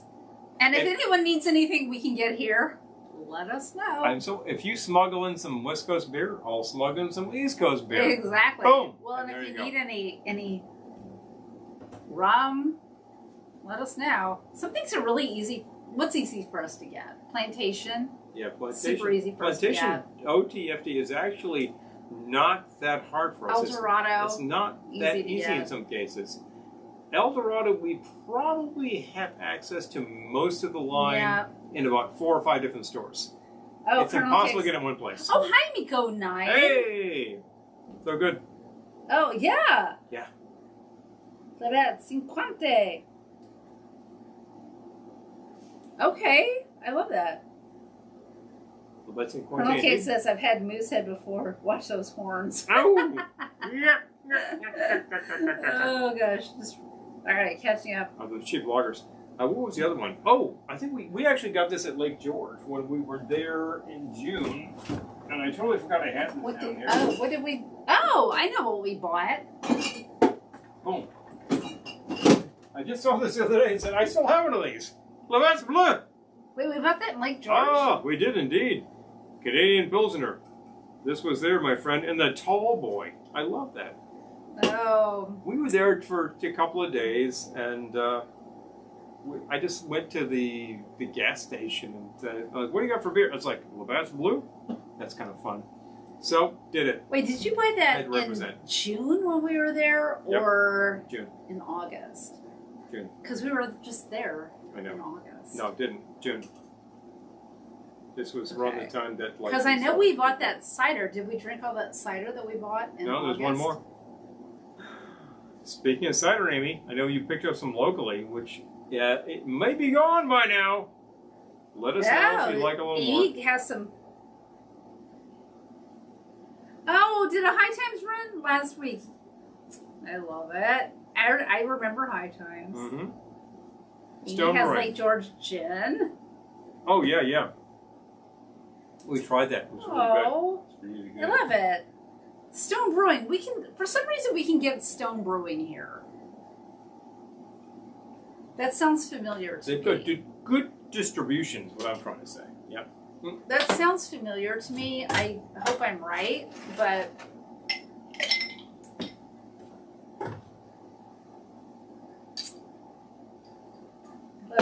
Quante. I know I'm not pronouncing it right, and I took French in high school, but Cinquante. 9. Cinquante.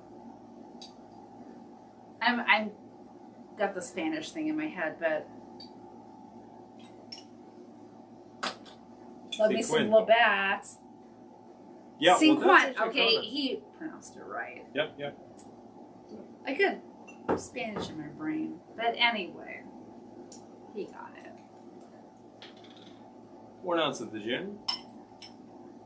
2 dashes of orange bitter. Uh-oh, are we mixing? What are we calling this?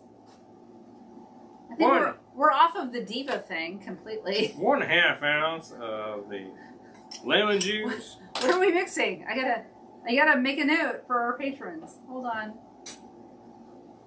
1/2 ounce of the cherry cordial. What? Hold on. What? What are we doing Probably here? less than that, actually. Wait, what did you do? Hold on. What? Filled with your Helmet Ciroc Cristalino.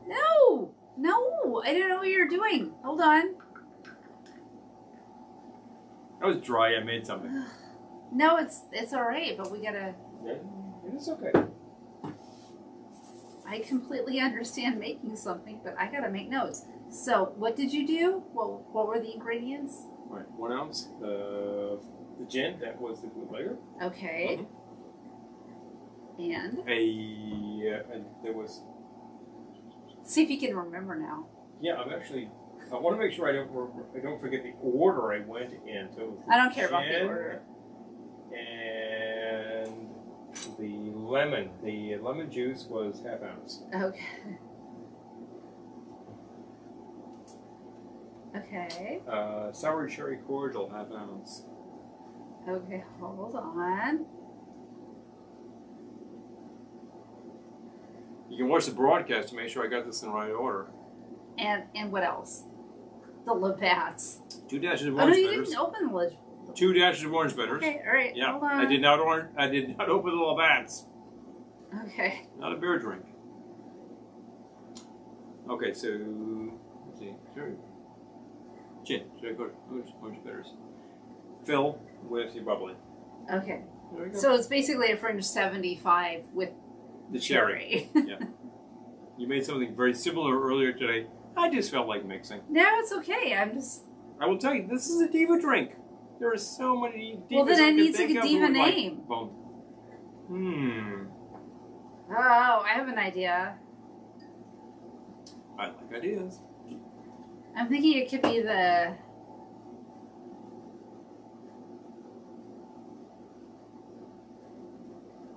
Yes. Thinking... Yep. Oh. Big yard. Colonel Molson King, Ice. This is Molson Ice. Is Molson Ice off the market? I have Oh not my been gosh. paying attention. Also found... Okay, Lisa says also found Grain Belt in Kingsbury. Okay. Oh, Grain Belt is still around. Wow, that's amazing. Okay. I've seen pictures of Grain Belt. Never seen it in person. Oh no, Amy's been battling mice. Oh. No. Son of a... Amy, we can bring you some sour cherry if you want it. Just Yeah. say the word.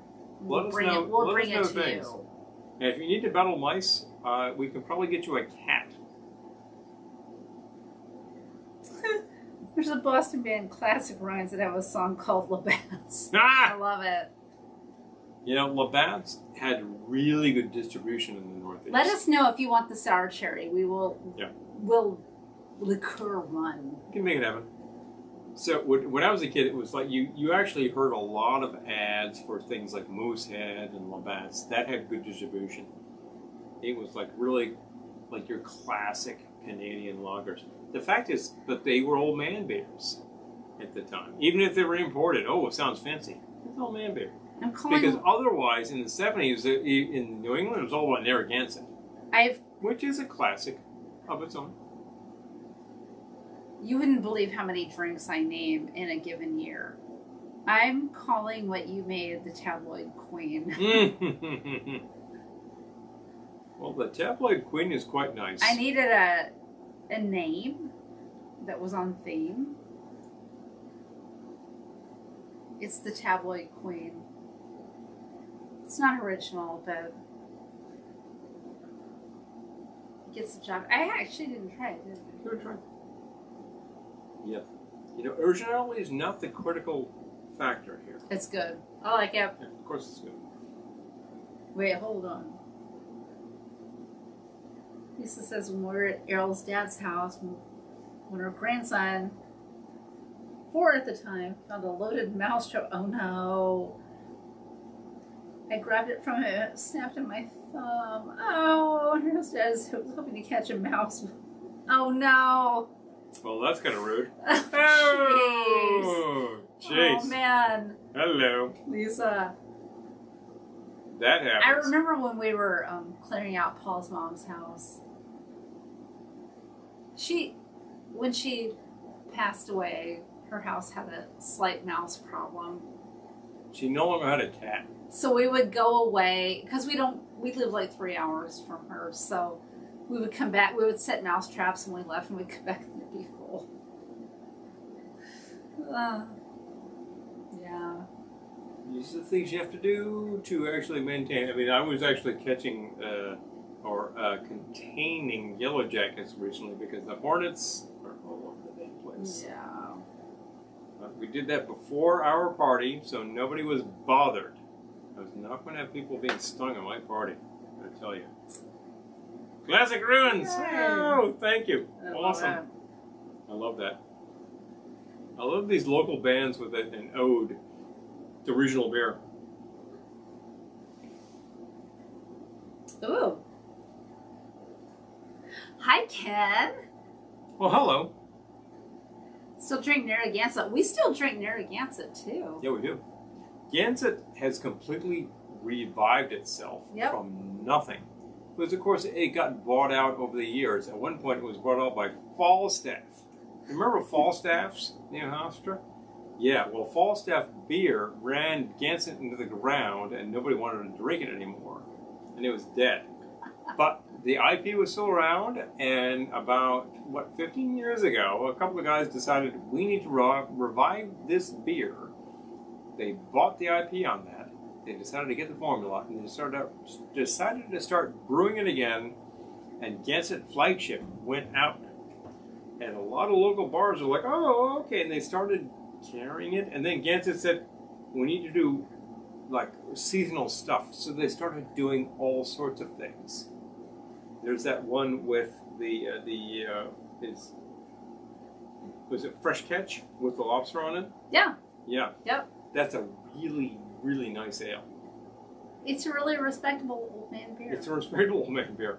Fantastic. But then they said, Shark Week helped. They said we have to do some shandies, and the first shandy they did is Dells. This is like a stroke of genius, like I cannot describe. It's fantastic. Oh, it's man. so good. Colonel K says, if y'all knows where you can buy me some, just saying. I wish I did. Well, if I actually find a line on that, I will let you know, sir, because that's what we do here. Sourcing. Here in Tennessee. Sourcing. Yeah. Yep, but definitely. So, I will let you know. Look, the Gansett Shandies, you got that, and then they went to the watermelon Dell's Shandy, which is pretty awesome. Yep. And then there's a mango, which is really, really good. So they were going with that, and then they started doing the thing with the Autocrat Coffee Stout. It's just like, they could go forever with Rhode Island stuff. That's pretty long to go for a small estate, folks. Newport Creamery beer. Oh, man. You could the autocrat stout. You could do the Newport Creamery. Newport Creamery Pistachio. Oh wow. Not stout. Like what? Well, no. I guess it could be a stout. Mm-hmm. I guess it could be a stout. Pistachio stout. No one's ever tried that. Oh. They probably have, but. I'd be interested. I like stout and I like pistachio. So hey, big fun. Good hurt.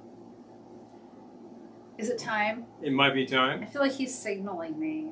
Well, I just thought like you've actually been doing a lot of great stuff and having a lot of I fun. hope so. We've been having a lot of fun with you because you came by. A lot of great ideas happen. Yes. We start talking old man B. People start talking. Oh, boom, boom. What about Peels? You know, what about Dixie?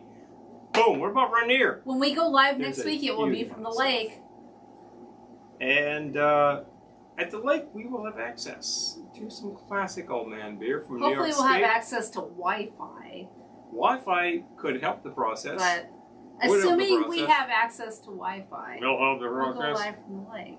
If I need to buy a satellite phone, wow, Oh, that sounds expensive.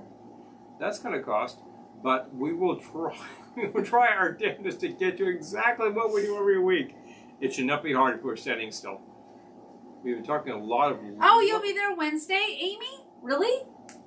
Boom. If you'll be there on Wednesday, let's make a plan to Hey, look.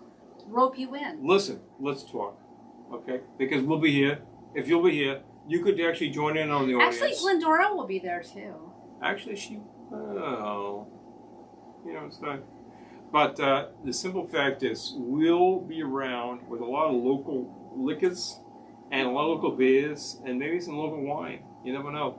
We're here to give you all these products. No, Amy's you getting can get. there Thursday. Oh, okay. All right. Well, All right. maybe we'll go live twice. Well, we'll see you Thursday. Thank you so much, Lisa. We love you and Errol so much. Please. The comments from the crew. The crew actually joins in. We throw out some ideas. People run with it. I don't know where you're going, but interesting things happen. Yes, in Boris' voice, my wife.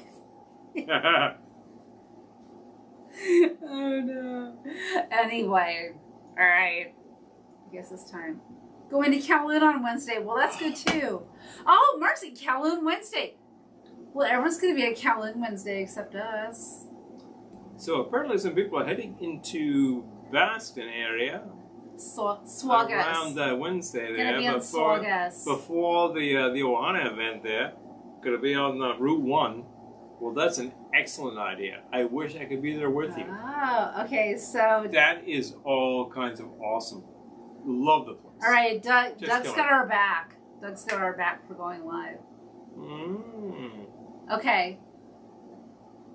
Oh, really? Oh, well, if that could happen, because people have been trying that for a long time, including our brother-in-law, and it has not worked properly. I think we need a satellite. But it should happen because, man, Wi-Fi is the backbone of all of this. I am broadcasting you currently via Wi-Fi. Glad to make it happen. Sorry, I was just replying I'm to sorry. a message. I'm sorry. Yeah, please. All right. But we've had some fantastic ideas here tonight featuring divas! All sorts of great gals. Keep it Gansett. Yes, Ken. Keep it Gansett. I love it. Please.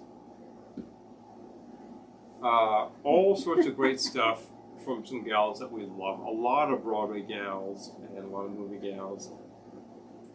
And the simple fact is that they deliver the entertainment. I might go watch some divas right now. Diva, to my mind, means classic entertainment, which means you go out there and you deliver the goods. And that's the killer of the whole thing. Whether it's opera, television, or stage, that's good stuff. All right, well, you Kowloon Wednesday people, maybe you could tune in for a minute or two. Yep. It would be fun to hook up with you. But if you could give us a bit of a shout, we're very happy to talk about whatever, what's happening I know, in it's Saugus. supposed to be laid back and The simple fact is that we're going to be busy this entire Ohana, so like I get if you don't have time to do the something. Kowloon is a classic that's been there since about 1953 and is an institution in Eastern Massachusetts. An institution in Eastern Massachusetts and suburban Boston. I never experienced that as a kid, which is really kind of an oversight because my cousins love the place. Pacific is like an Every institution time in Eastern Massachusetts. that we are in the area, we have to go to Kowloon. It's just a killer. It is I believe the second largest restaurant in the United States. It has huge capacity. It is very cool. There's so many great cuisines. It's been a while since we've been to Kowloon. I feel remiss. We haven't been there in a while. I know. Well, there was the pandemic, but and it's an endangered species because the original families decided they were going to retire. I know. So somebody needs to win the Powerball and buy the joint and just get somebody in to take it over and just do what they used to do because that's what sells. The simple fact is the audience is there. They love the place. They've got they got the Pats gang going on in one bar, and they've got the rest of the story going on. We gotta pass the hat and buy Kowloon. If only I had infinite resources, I would buy them all. Yeah. Just because. And have someone else run them. But... I'm not gonna run everything. Jeez. Or anything. I would pass the hat and have someone else run them. So, folks, it's been fantastic as usual. But it has been fantastic because you were here. If we were here alone, we'd be talking to a wall. But we have a great audience, and we thank you all the time for tuning in. Yes. We've had some great drinks about divas. We all love divas. Hey, great stuff happens. Right? I wish there were more drinks named for divas, but there are not. We had to invent a few. And great stuff happened from that. As always, thank you for tuning in. Yes. Tune in next week. We will be live to you from Lake George, New York. You gotta remember to pack the camera. I will absolutely do that, and I hope we have good Wi-Fi. Maybe we have to have a satellite link to make things happen. It might be sketchy, but we will try. It might be sketchy, but it's the Velveteen Lounge. You know? Certainly as hell have plenty of good things to mix with for you. Great ideas, great local ideas, because we might even get Lake George Distilling in on the action. That'd be awesome. Wow. I'm just saying, like, you're not allowed to walk around with cocktails in Lake George.